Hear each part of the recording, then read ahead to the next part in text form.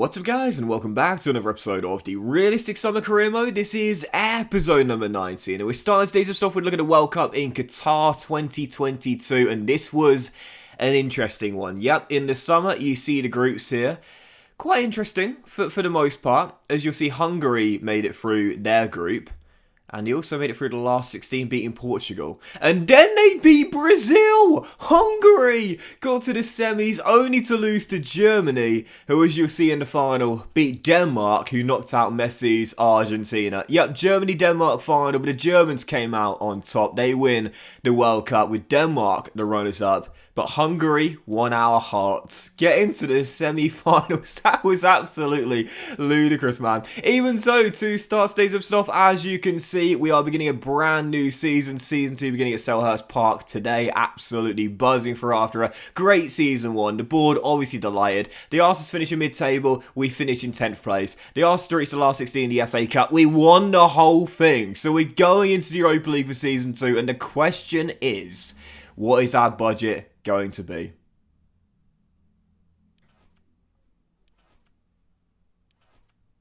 Ah, okay, fair enough. £33 million. I thought I'd leave you in suspense there. You're all probably thinking, 60 million, 70 million, no, £33 million, not a lot, but to be honest, not really surprised either. I'd say with wage budget or ratio, we can get it up to around 38 to 39 million as well. But yeah, not a great deal of money to work with, but the objectives are very tough. FA Cup reached the last 16, we won it last year, so we're going to try and retain it. Yeah, that's pretty easy. However, Europa League reached the semi-final in our first year in Europe, and in the Premier League, finish in a Europa League spot. Now, I'm always quick to point out, that objective means 5th.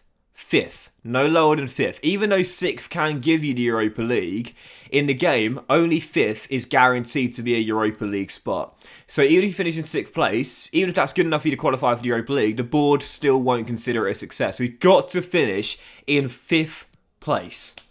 Last year, we finished in 10th. We had as many wins as losses last year. I don't know. Definitely possible. Definitely possible. No doubt about it. This is a 4-star team. And whilst there are a few ageing players here who are going to look to shift on, Gaita, of course, between the sticks, Nathaniel Klein, Joel Ward is retiring, but Milivojevic and MacArthur both in their 30s and out of contract come the end of the season. Christian Benteke up top as well. There are a few ageing players here. We've got some great young talent. Abret Gise about to enter his prime. Michael Elise, only 20 years old. I'm a big fan of the kid, Raksaki, who was so good last year as well. And Odson Edouard is only 24 as well. Mark Guehi leading the line at the back. Our captain, Tyrick Mitchell at left back. It's a decent team. We're getting better month after month, and if we do make smart transfers in this summer window here, sell the old, bring in the young, and look to develop for the future and throughout season 2 as well, we'll definitely become a 4.5-star team coming the end of the season, no doubt about that. And that's good enough to be a team that can compete for a 5th place finish, but would still be rank outsiders. The top 6 are all 5-star teams, so even though we'll probably become 4.5-star team around Christmas, January time, we're still going to be outsiders for a 5th place finish to break up the top 6. It's definitely doable, but it's going to be tough. My aim was 7th. Possibly sneaking 6th, but yeah, 5th, that's going to be tough.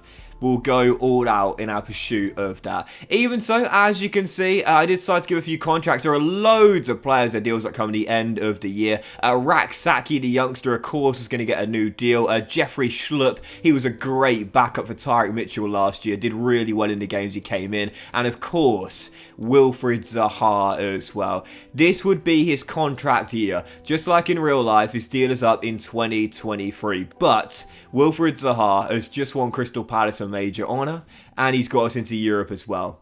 Yep, no brainer. Absolutely not. Wilfried Zaha is staying here.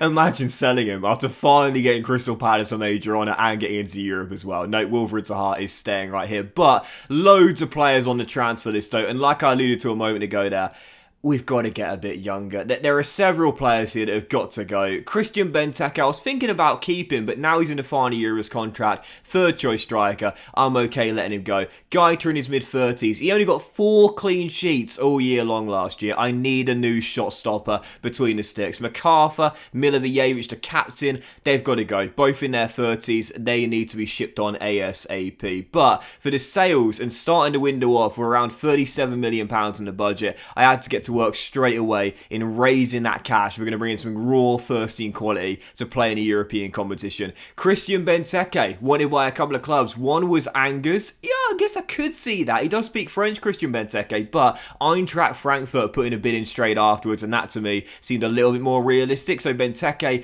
off to Eintracht Frankfurt, playing in the Bundesliga, a European side. Yep, that to me seemed a little bit more realistic. And for new signings with Crystal Palace, well, this guy was going to be my number 1 target for the summer transfer window. I had to bring him in. I felt it was realistic, and I also felt it would be the perfect fit here at Selhurst Park. Back up to David De Gea. Gone back out on loan this year to Nottingham Forest. You know who he is. He needs first team football if he's going to be England's number 1 one day. Dean Henderson, of course, desperate for first team football. David De Gea locked up as Manchester United's number 1 still, now in his early 30s.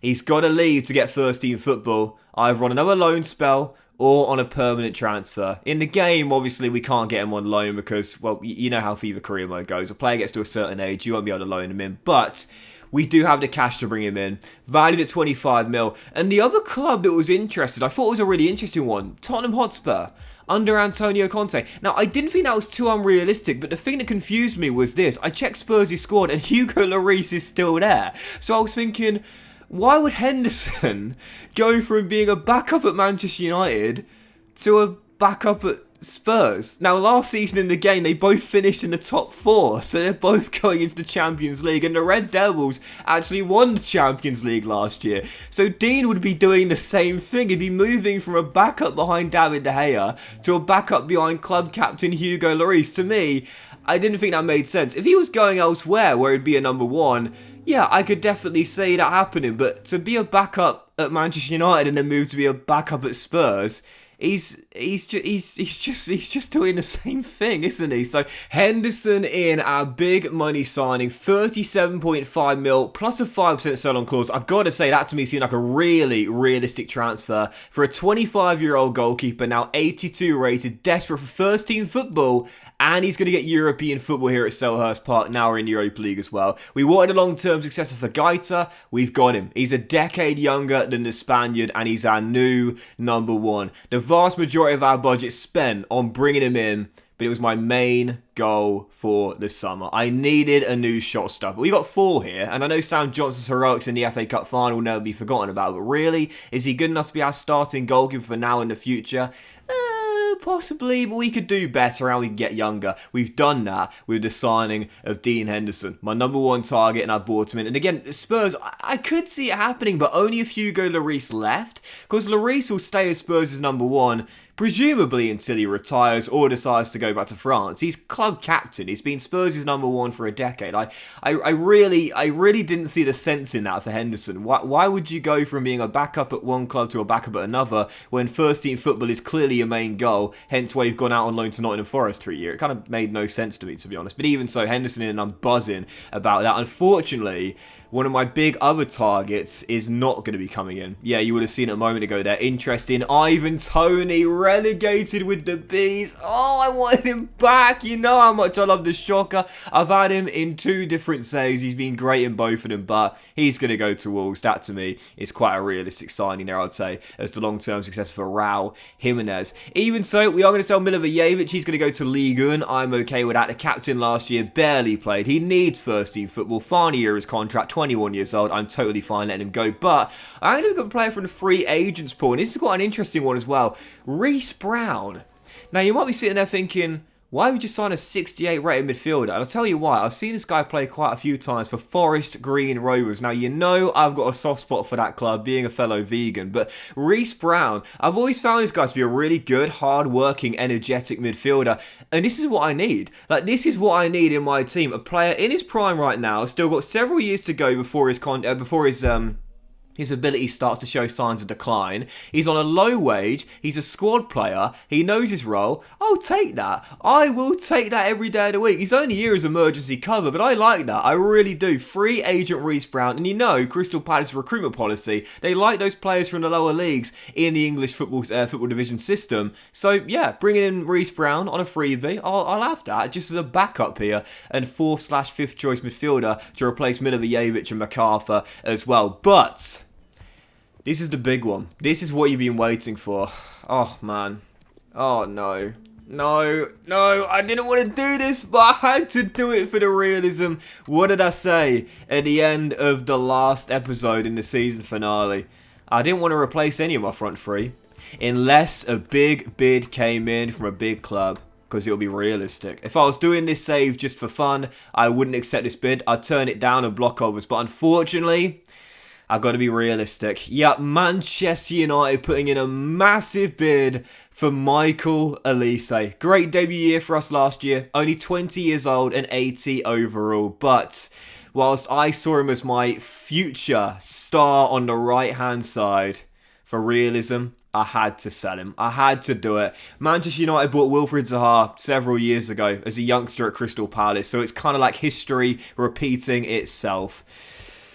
And for £60 million, would Crystal Palace be able to turn that down? Maybe, maybe not. But Manchester United are a bigger club. They're in the Champions League. Yeah, I think Michael Olise would want to go and be a star at Old Trafford. I had to let him go for the realism. Olise gone. £60 million. Major move. New club record sale as he's off to Old Trafford and their new number 10.